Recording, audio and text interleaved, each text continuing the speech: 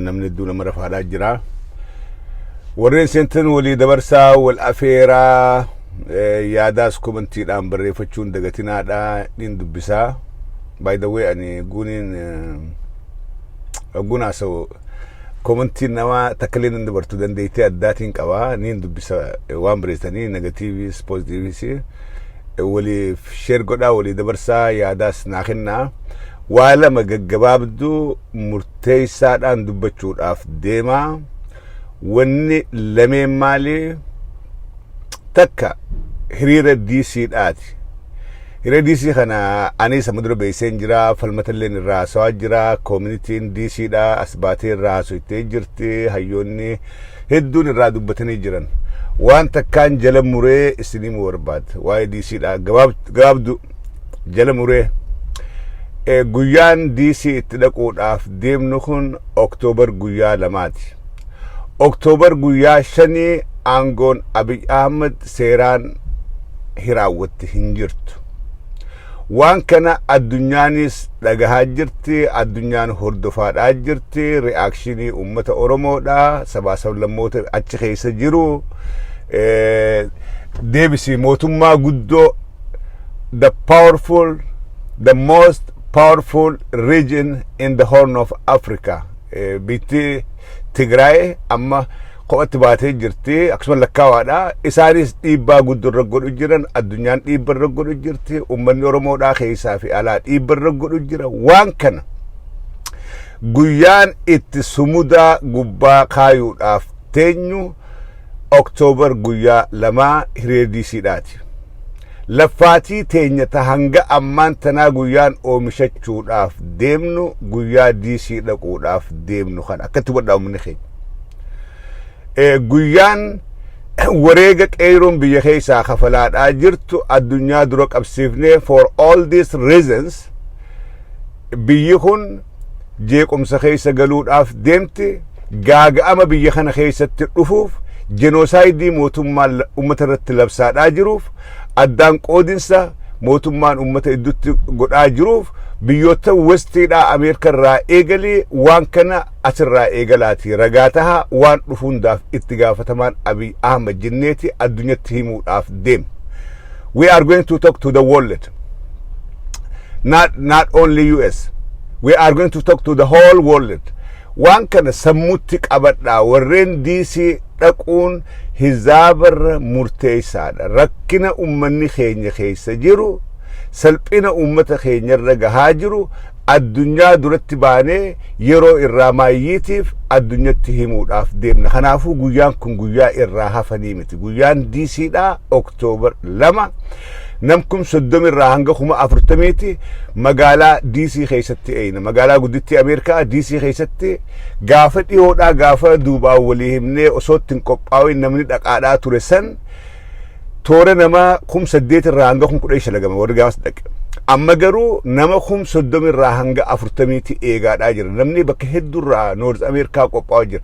aarii qabdanii dhugaadhaa wanni Abiy Ahmed godhu isin aarsee jira yoo itti aartan take off from your job be in DC yoo dhugumaan aartan yoo dhugumaan oromummaan isin dhagamte yoo dhugumaan anis oromoodhaaf waa godhuun qabaa anis dirqamaan qaba akka oromoo tokkotti dirqabachuun qabettanii yoo amantan ta'e koottaa DC dhaqaadhaa guyyaa san qooda irraa fudhaadhaa hidhamtoota keenyaaf sagalee taha keessattuu diyaaspooraan addatti dirqamni nuti qabnu addatti qeeroon biyyaa wareegamaa jirti qeeroon biyyaa dhumaa jirti diyaaspooraan addatti dirqamni nuti qabnu jaarmoonni keenya kabiyyatti galee arraan tana ararafamaadhaa jiru hogganoonni keenya kun nu keessaa galan nu abdatanii ummata keenya biyya keessa jiru abdataniitti nu keessaa galan kanaafuu akkuma amma dura isaaniif sagalee tahaadhaa ture akkuma eegaa Hacaaluun ajjeefame osoo alaan galin keessattuu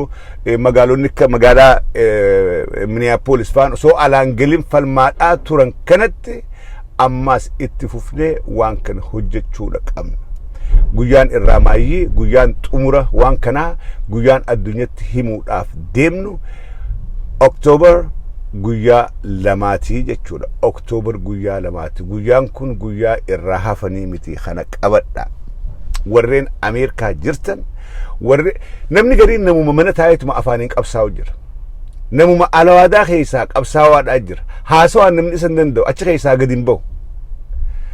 keessaa gadi hin bahu mana taa'ee waa'ee Oromoodhaan rakkisee yaaboo natti nafnee dakkattiin bulee hin rafnee bar ijoolleen teenya dhumtee jira mana taa'ee hugguuni hujiidhaa when it comes to action hin gartu mana teessee waywaachuudhaa miti mana teessee Oromoodhaaf yaaduu kee yeroon hujiidhaan garsiiftu akkuma qabsoo amata afran duraa goonee qabbana keessa wintara kumbula uffannee ala rafaadhaa beelaan turretti arraan tanaas waan san irra deebinee waan dhufe kana baachuu danda'uudha qabna kana diyaaspooraan guutuun keenya yoo dhugatti Oromoo taane yoo Oromoodhaaf yaanne dirqama lammummaa nurra keessa qabna kana irra deddeebinee wal dammaysuu dabballummaa qabnu isirratti baasuu wal kahaasuu miti walitti himuu qofti gahaadha Oromoon aari qabdi an aaraan qaba hizaabarraan aara qaba mootummaa Abiyyiin aara qaba mootummaan Abiy ummata Oromoodhaa tuffate ummata keenya xiqqeesse dubartii teenya gudeedaadhaa jira daa'ima keenya jeesaadhaa jira manguddoo teenya salphisaadhaa jira mootummaa tana firraa haasuu qabna irratti hundinuu eega walii galle bakka mootummaa tanatti dhiibbaa ni gooti jennee yaannu hundatti argamuun dirqama manguddoo teenya ulamaa'in teenya qeensonni keenya daa'imni keenya hundinuu bakka sanitti argamuudha qabna hujiidhaan garsiisa dubbachuu qofaa miti haasawni hin feesisu mana teessee imimmaan dhangalaasuun booyuun alaanaluun hin feesisu achitti bakka Oromoon siyaamtetti bakka Oromoodhaaf barbaadamtetti arkamiitii ummata keetiif sagalee ta'e dasse kanaan mura karaa biraatiin diyaaspooraa Oromoodhaa dhaamsaan sii qaba dhageeffadha humna guddaadha qabna dandeettii guddaadha qabna diyaaspooraa Oromoo akka gaariin na dhageeffadha Abiy Ahmad maraataadha maraata irraa nagaan eeggatan Abiy Ahmad qabsoo karaa nagayaa didee jira kun ifatti arkaadhaa jirtan qabsoon karaa nagayaa didee jira Joorii fi Baqqalaa Garbaa hogganoota OLF hunda fuudhee qaallittii naqee jira kana jechuun nagattiin amanuu diktaatarummaa sitti deemaadhaa jira mootummaa diktaatara hadhaadhaan hiriira qofaan firraa haasuun hin danda'amu akki itti ifirraa haafnu obboleeyyan kiyya warri diyaaspooraa jirru if kennuudha qabna if kennu haga amma dura if kennine caalaa if kennuudha qabna ummata keenya humneessuudha qabna ummata keenya jabeessuudha qabna walgayiidhaa fi hiriyaas godhaadhaa kanaan garuu bilisummaan hin dhuftu gaafa TPLF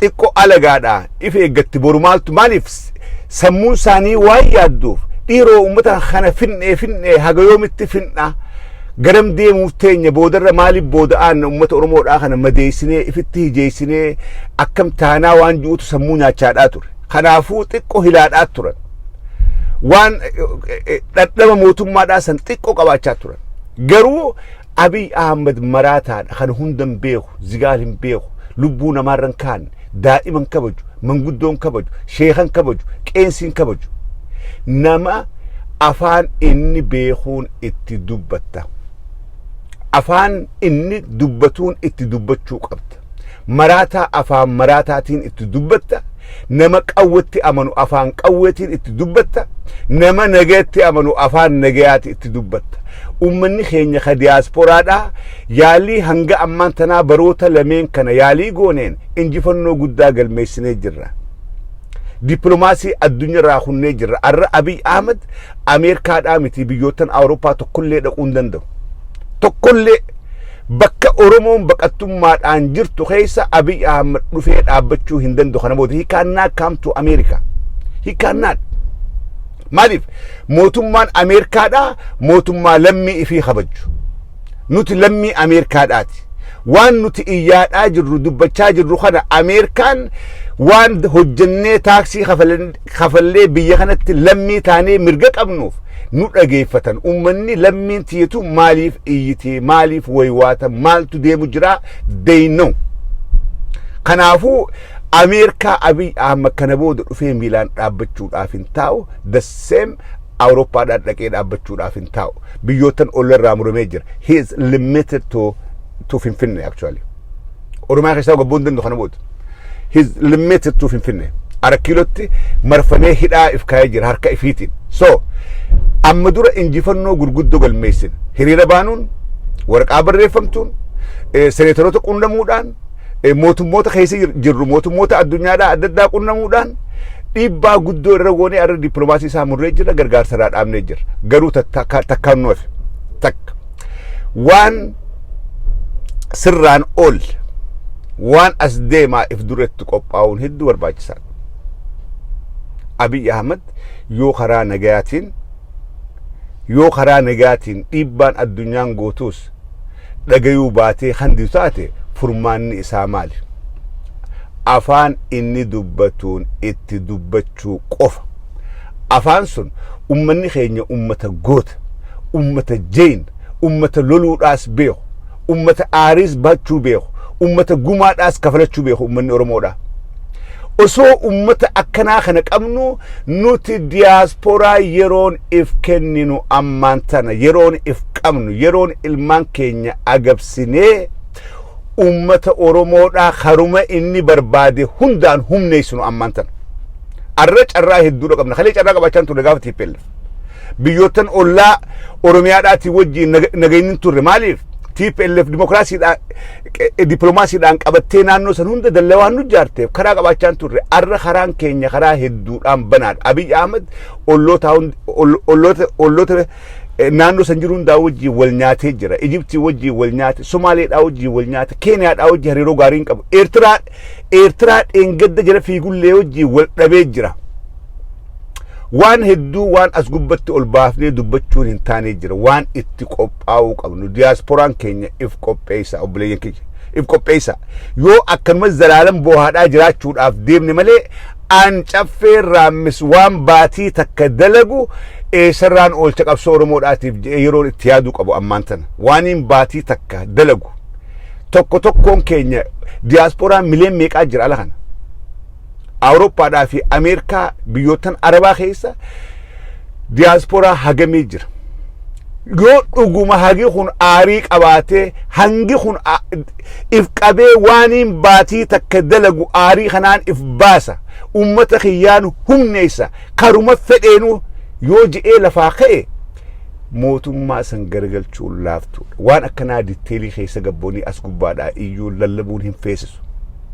Garuu foon keenyaa biyya keessaa dhumaa jira, qaama keenyaa dhumaa jira, dhiiga keenyaa ganna qamaadhaa jira. Ummanni keenya arra wanni hunda caalaa tuffatameef humna hin qabu. Hin hidhanne. Arra milishaa Tigraay sodaa Abiy akkana jeen dubbatu. Biraanuu Juulaa haalee seera eegsifna jiru seera Maqaleetti cabee eeguu hin dandeenye. Osoo waatanii seerri cabee jira akkas ta'e jira osoo jennu waa'ee Maqaleedhaa hafuuran baasan maaliif qawweedha qaban Tigraay. Qawweedha qaban ummanni si hidhatee jira. Arra tuffiin dilli kun kan Oromoon qoftiin nafxanyaan Oromoo arrabsitti, oppidoon Oromoo arrabsitti, dhufaa dabraan Oromoo ajjeessa. Kun hundi wanni nurratti wal geesseef nuutu humna hin qabne qawwee harkaa hin qabnu. Arra addunyaa tanarratti Afrikaa keessaa miti yoo qawwee qabaatte kabajaa qabdu bilee. Kana waliima. Dhugaa kana waliima. Addunyaa tana gubbatti biyyootan gurguddoon kabajaman kun hundinuu waan qawwee qabanii fi ummanni xiqqaan Israa'eel arra wanni kabajaa qabuuf ummata xiqqaadha. Biyyoota Arabaa walakkaadha jira. Garuu waan meeshaa baraneedhaan if jaaraniif kabajaadha qaban ni sodaataman. Ummanni keenya miliyoon 50 jenna zalaalam miliyoon 50 afaan nu bare malee Oromoo miliyoon 100 malchisa. Hunoo een lakkaawe takka een lakkaawe. Angaafaan biyya dhaqe namni kamixiidhaa kuftunuma qabatta. Namni wal horee who knows. Zamana dheeraadhaaf miliyoon 30 fi 7 turre zamana dur tokko gaafa 90moota keessa miliyoon 37. Eenyu takka lakkaawee beeka Oromoo. Eenyu takka lakkaawee beeka. Miliyoon 100 ummatuma Itoophiyaadhaatu eenyu lakkaawee beeka. Ummata kanaa osoo qabnu qabsoo guguudhaan yeroodhaa fi akkaataa keessa jiretti dhimma bahuun beekuun hedduu barbaachisaadha. Yeroon tun yeroo ummanni keenya aarii qabu, yeroo ummata keenya garaan madaawee jiru, yeroo ummanni keenya lolaaf qophaa'e. Yeroo kanatti diyaaspooraan koominiitiileen diyaasporaa jirtu hundinuu walitti dhufnee wanni marachuu qabnu akkamitti uummata keenya humneessinaa. Amma dura akkamitti hiriira baanaadha. Akkamitti hiriira baanaa mootummoota kam qunnamnee dhiibbaa irratti goonaa akkamitti miidiyaa keenya eeggannaa akkamitti kan goonaadhaami. Kanaan booda diyaasporaa keessatti wanni tahuu qabu Oromoon bakka hundaa walitti dhuftee afooshaan koominitiin hundi walitti dhuftee wanni ol gaafachuu qabnu. Jarana dubbiin hammaatte akkamitti uummata keenya kana humneessuu dandeenya. Akkamitti uummata keenya hidhachiifna. Dhugaan jirtu kana wanni irratti wal marachuu qabnu. Dhugaan jirtu wanni nurraa hafuudhaaf hin teenye karas deemaadhaa jira. Nama doofaadhaatu ija qabateef duratti waan garra. Karaan Abiy deemaanii jiru qawweeniin dhiitee isin bulcha akka Mangistuu Hayilamaariyaam. Qawween qabdu Oromoon qawwee irraa hiinee jirra. Mancaa fi qottoodhaan manaa guurree jirra. Kana booda Oromoo qawween dhiitee bulchuudhaan dandahaadha wanni hayyoota keenya mana hidhaadhaa naqee maal godhee Oromoo bakka harkatti kasaritti honni jeesuuf Oromoon qawween qabdu humna qabdu akkan hidhanne dallatti jaareetiin jira. Kanaan godhaadha jara keenya warri diyaasporaadha warri diyaasporaa jiru ammarraa eegallee yoo dhugumaan Oromummaadhaaf yaan yoo dhugumaan tuffii tana jalaa bahuu barbaan wanni itti qophaa'uu qabnu akkamitti uummata keenya humneessinaadha. Money can do everything. Money can do everything. Yakkan hojjan garuu mirga namummaadhaa mirga rabbiin jiraadhu je'ee si uumeen san kabachiifachuun dirqama. Annam tokko caffeeraamis akka nama jiraachuudhaaf rabbiin uumee akkas jiraachuu mirgaan qabaa jechuudha. Caffeeraamis akka caffeeraamisitti osoo namni guungabbee ol seene uleedhaan mataa keessa hin dhoyin osoo namni hin dhiinne lakkii anis namaa je'ee jiraachuu mirga guutuudhaan qaba. Rabbiin naa kenne rabbiin waliin uume. Waan mirga san sirraa tuqe firraa dhoorkuun dirqama jechuudha. Kanaafuu namni keenya lammiin teenya waan kana itti yaada. Karaa biraatiin waraana bilisummaa Oromoodhaatiif hin dhaamsa qaba. Ijoollee waraanaa hogganoota waraanaatiif hin dhaamsa qaba. Ijoollee waraanaa tarraan tana gaara keessa jirtu, ijoollee barattoota, ijoollee yuunivarsiitii irraa baate, ijoollee giraajuweet gootee yookaanis ama sadaffaa afuraffaa irraa ban ijoollee qaqqaalii silaa burbiitaan deemtuutu arraan tana qabsoodhaaf gaara keessa jira. We know this. Kana akka gaarii beekna. Maaliif namni akka waa arkuu walirra aara. Akka waa arkuun irras dhagama. Warri arraan tana gaara keessaa qabsoo godhaadhaa jiru ijoollee akkasiiti. Jara keenya ijoollee hogganoota waraana bilisummaa Oromoodha.